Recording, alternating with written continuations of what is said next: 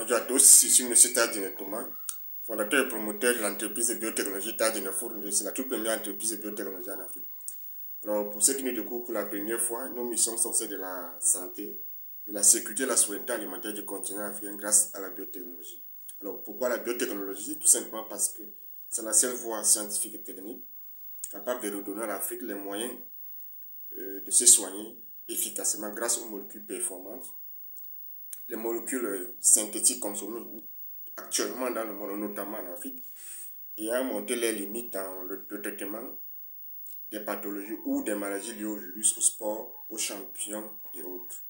C'est également la seule voie scientifique et technique capable de redonner à l'Afrique sa sécurité et sa souveraineté alimentaire grâce aux semences hyper productives,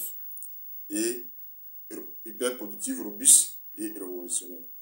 Alors, ceci étant dit, dans cette vidéo, il est question de vous expliquer le contexte dans lequel est né le piment géant Tadjine, que voici ici en image. Voici le piment, voici son packaging, il est déjà emballé.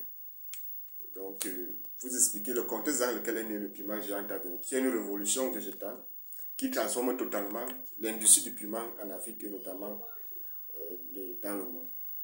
Alors, nous sommes là en 2017, et année dans laquelle j'ai créé l'entreprise Tadjine Fournier, c'est la toute première entreprise de biotechnologie en Afrique. Alors, dans cette dynamique, donc en 2017, mes premiers travaux de recherche concernaient surtout un piment parfumé. Donc, un piment parfumé que j'ai pu développer en 6 mois. Alors, avec un seul fruit, la ménagère était capable donc de parfumer toute une marmite pour donner beaucoup plus de saveur, beaucoup plus de goût, beaucoup plus d'ambiance dans la cuisine. Lors des moments de dégustation de repas. Alors, mais je me suis dit, bon, un piment parfumé, oui, c'est bien. Mais est-ce que ça aura un impact véritable dans l'industrie du piment, ou bien dans l'autonomisation même des producteurs, ou bien ça aura un impact aussi fort pour atteindre plus efficacement nos objectifs de sécurité et souveraineté alimentaire de l'Afrique. Alors, je me suis dit, pardon, c'est bien un piment parfumé, mais véritablement, ça n'aura pas un impact comme je le veux, comme je le souhaite.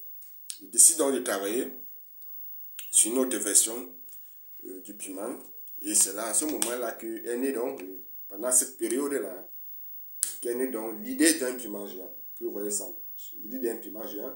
Alors, lorsqu'on parle de piment géant, c'est sur plusieurs niveaux.